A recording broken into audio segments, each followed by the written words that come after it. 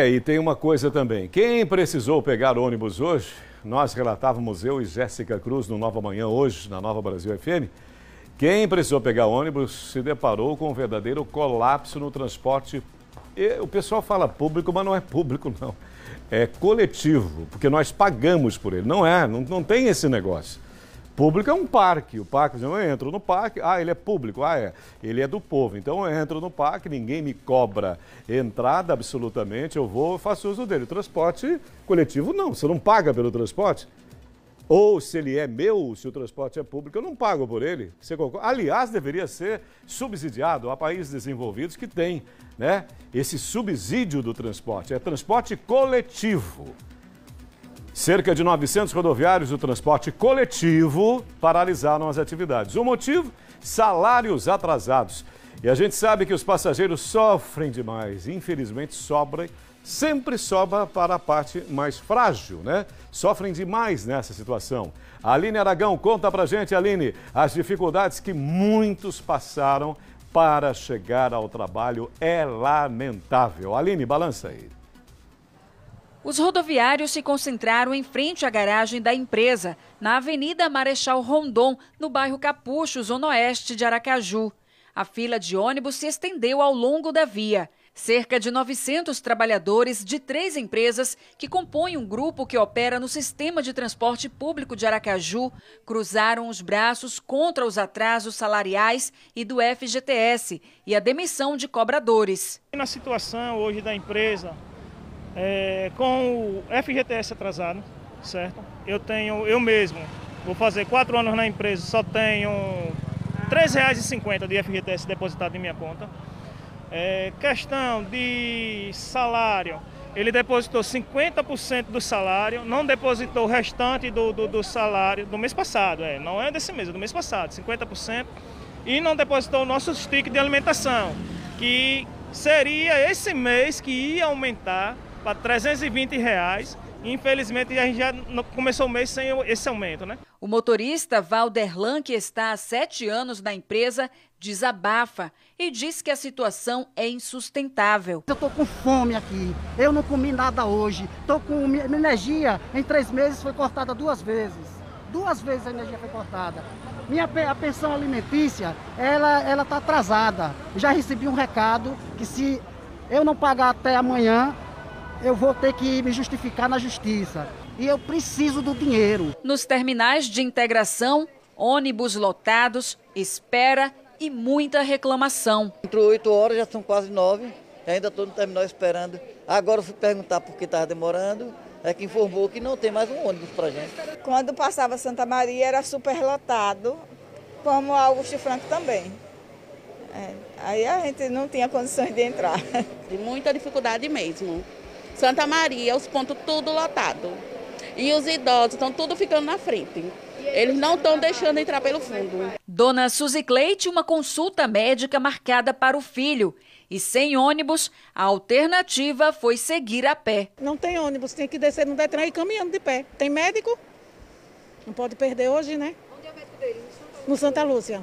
Segundo o presidente do Sindicato das Empresas de Transporte Público de Aracaju, Alberto Almeida, a paralisação é um reflexo da situação que as empresas vêm enfrentando ao longo dos anos, com aumento nos custos para a operação do sistema e queda de receita de quase 50%. Dificuldades que, segundo ele, foram agravadas com a pandemia. Se você fizer um retrospectivo, você vai olhar que nos últimos meses, mensalmente nós temos uma paralisação, mensalmente nós temos uma interrupção do serviço por falta de pagamento de salário, por falta de pagamento de fornecedores, e o setor de transporte está nessa. Entre folha de pagamento e combustível, você tem na ordem de 70% dos nossos custos. E são 2 custos que você não pode deixar de pagar. Eu não posso deixar de pagar a folha de pagamento e muito menos o transporte, o combustível, que os dois, né, eles são essenciais. Segundo o CETRANSP, por dia, quase 140 mil pessoas utilizam o transporte coletivo na Grande Aracaju. A paralisação desta quinta-feira afetou 43 linhas, gerando impactos em todo o sistema que opera de forma integrada e deixando cerca de 30 mil pessoas totalmente desassistidas, principalmente em localidades no município de São Cristóvão e na zona de expansão de Aracaju. O CETRANSP acompanha os esforços da empresa para solucionar o problema, mas ainda não há previsão de retomada da circulação regular. Por enquanto, as demais 4 empresas prestadoras do transporte seguem em operação para atender os passageiros das regiões afetadas. Ainda de acordo com o presidente, em todo o país, as empresas têm buscado auxílio dos governos para esse momento, principalmente com a isenção de impostos e taxas. É alertar mais uma vez que é preciso que todos os entes do governo, seja federal, estadual, municipal, se deem as mãos para buscar uma solução. O governo do estado está estudando aí, né, eu acredito que logo a gente vai ter um posicionamento positivo com a isenção do ICMS do diesel, que representa um peso muito grande para a gente.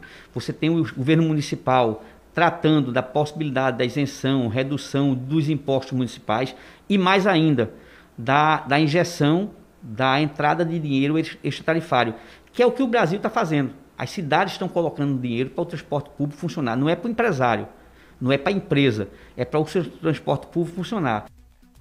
Então vamos entender aqui, vamos entender a coisa. É ouvir até com respeito as justificativas, as explicações do representante, o senhor Alberto, entender o que está acontecendo sob vários aspectos, é até compreensível. Agora, o que em hipótese alguma pode acontecer é penalizar o usuário.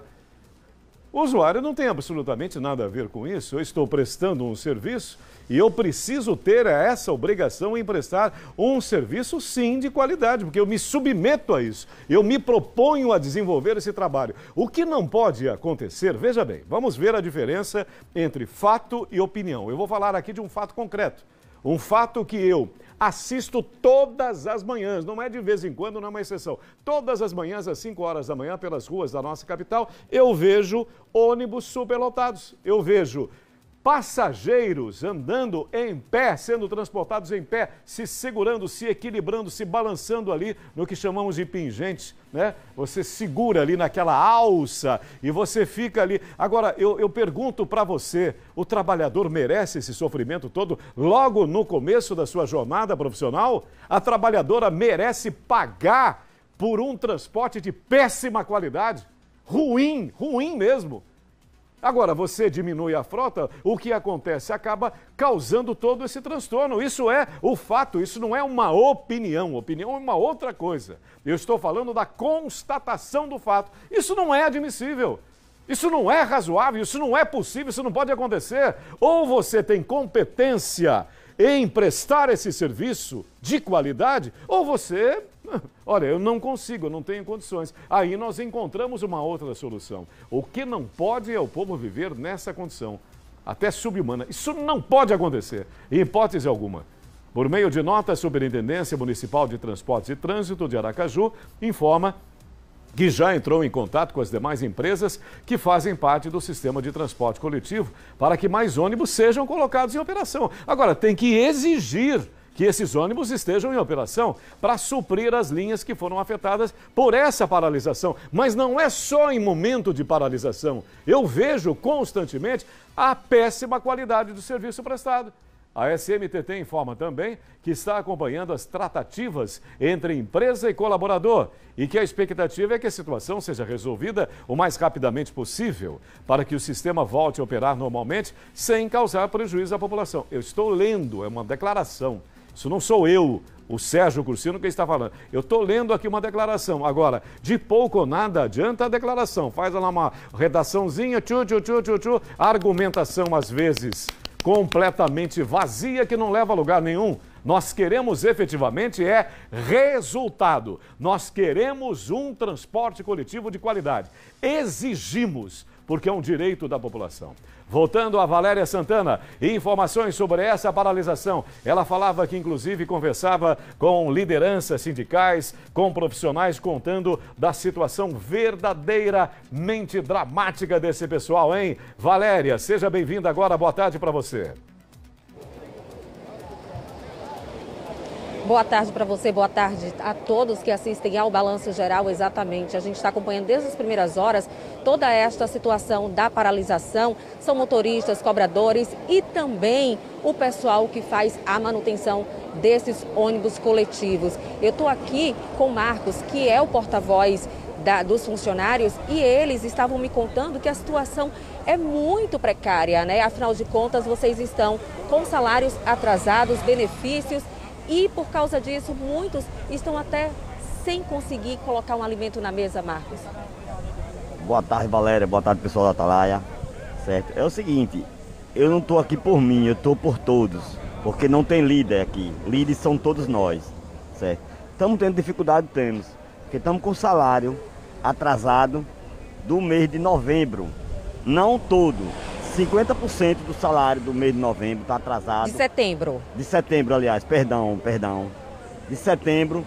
E os tickets.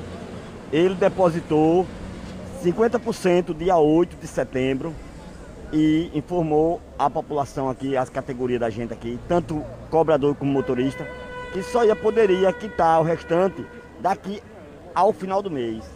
Mas não deu. Alguém chamou vocês para poder conversar? Alguém já chamou vocês para poder conversar? Ele, às 22 horas e 30 minutos, até às 23 horas e 20 minutos, ele veio aqui fazer um acordo com a gente, dizendo que a prefeitura tinha vetado a conta da Tropical. Só que não existe isso, certo? Não existe, que quem veta a conta de alguém só pode ser o Ministério Público, é que pode vetar. Aí nós estamos aqui, em defesa da categoria, certo? De cobradores e motoristas, reivindicando o nosso 50% do salário de setembro e os tickets de alimentação.